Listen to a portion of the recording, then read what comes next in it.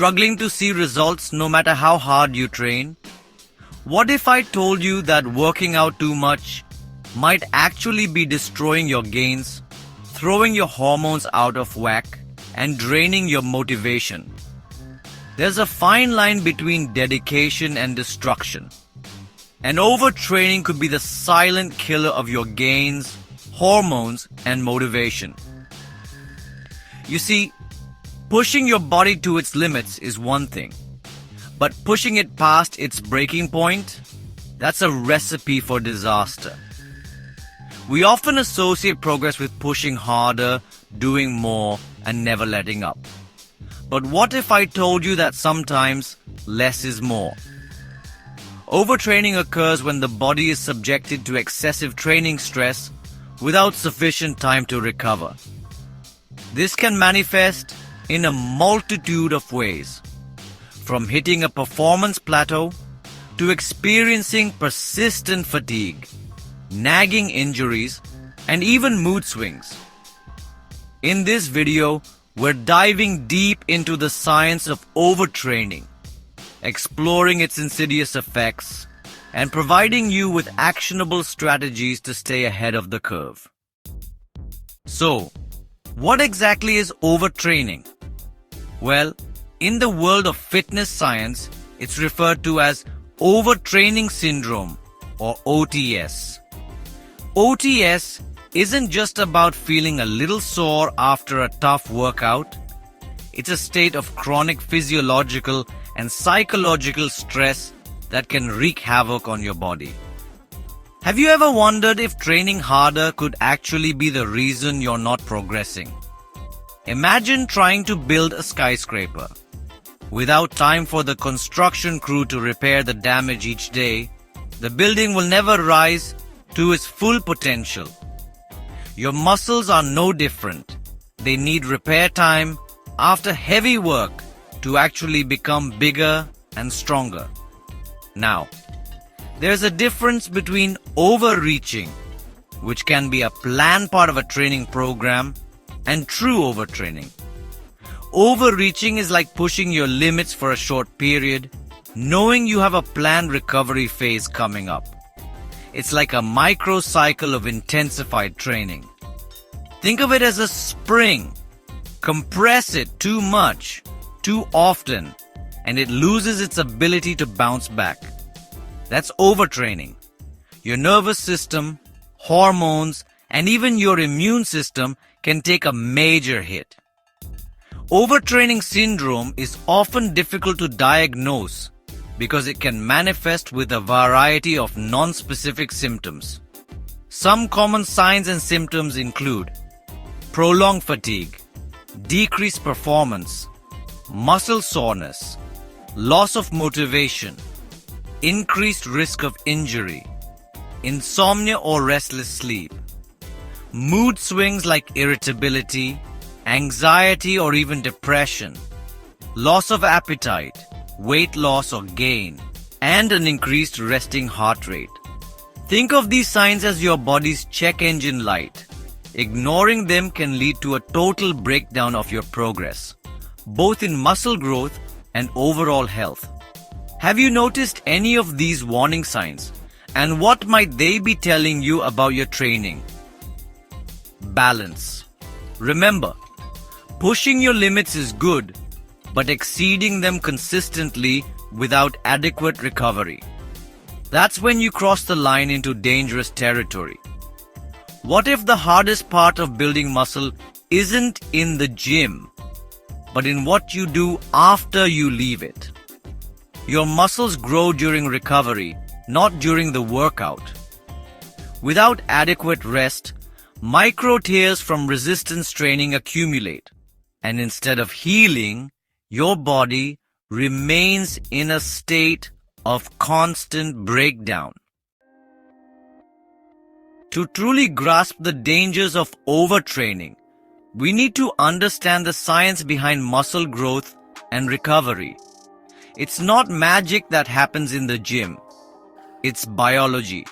When you train, you're actually creating microscopic tears in your muscle fibers. This is a good thing. It signals your body to adapt and grow stronger. But this growth, this adaptation, doesn't happen while you're lifting weights. It happens during recovery. Overtraining throws a wrench in this process. Imagine your body as a car. Training is like putting the pedal to the metal. It's exhilarating, it's pushing limits, but eventually you need to ease up on the gas and refuel. Recovery is your pit stop. Overtraining, that's like driving at 100 miles per hour, non-stop, with no maintenance. Eventually, your engine is going to fail. Chronically elevated cortisol levels, your body's stress hormone, can interfere with testosterone production, which is crucial for muscle growth. Imagine a car engine running on low-quality fuel mixed with an excess of additives. It sputters, loses power, and eventually fails. Elevated cortisol works in a similar destructive way on muscle tissue. And it gets worse. Overtraining can lead to a decrease in protein synthesis, the process by which your body repairs and builds muscle, and an increase in muscle protein breakdown. It's like taking 2 steps back for every 1 step forward. Overtraining throws off your autonomic nervous system, leading to sympathetic overdrive that hinders performance. This leads to decreased sleep quality and overall recovery, poor appetite control and increased fatigue, and decreased muscle protein synthesis despite heavy training. Could the persistent soreness and fatigue be signs that your body is crying out for recovery? At the cellular level, chronic overtraining is marked by elevated inflammatory markers and impaired glycogen storage. This means even with perfect gym efforts, your body isn't able to refuel or repair itself. Ask yourself, are your workouts creating a balanced stimulus, or are they overloading your system with stress? Now, for the good news, overtraining is entirely preventable. It's about working smarter, not just harder, and tuning into your body's signals. First and foremost, prioritize sleep. I cannot emphasize this enough. Aim for 7 to 9 hours of quality sleep every night. Sleep is when your body recovers, rebuilds, and produces essential hormones for growth and repair. Next up, active recovery. Don't mistake rest days for complete inactivity. Light activities like walking, swimming, or yoga can promote blood flow, reduce muscle soreness, and aid in recovery without taxing your body. Now, let's talk about deload weeks. These are planned periods of reduced training volume and intensity. Think of them as scheduled pit stops for your body to recharge and rebuild. A deload week every 4 to 6 weeks can work wonders for preventing overtraining. Treat your rest days with the same discipline as your workouts. Progress happens during recovery. Next, vary your training intensity. Your body thrives on variety. Incorporate both high-intensity and low-intensity training sessions throughout the week. Remember, you don't have to go all out all the time to see results. Consider periodization like tuning a musical instrument. Changing the tone and tempo prevents your performance from falling flat. Ask yourself, are you intentionally varying your workouts, or are you stuck in a monotonous routine that's sabotaging your progress? Nutrition, as always, plays a crucial role.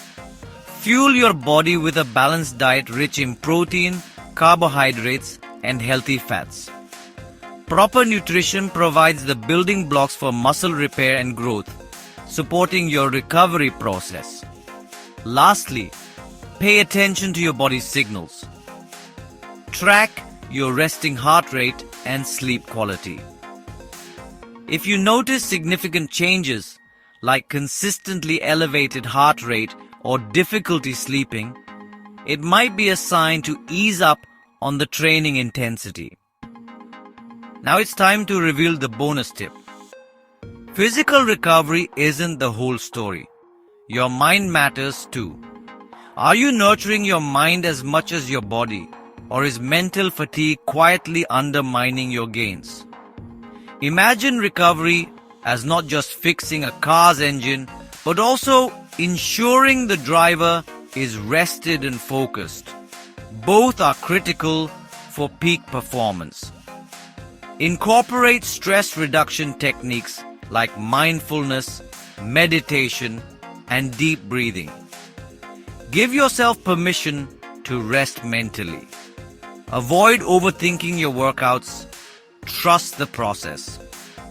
A balanced life reduces cortisol levels, freeing up your body for true recovery. In essence, hard work is only half the equation. Recovery, rest, and programming are just as critical for gains, performance, and longevity. Train smart, not just hard. Because when it comes to building a strong, resilient body, more isn't always better. Smarter is. Remember, your body is your most valuable asset. It's the vehicle through which you experience life. Don't run it into the ground. Listen to it, respect its limits, and it will reward you tenfold. What one adjustment in your recovery routine will you implement today to transform your gains tomorrow?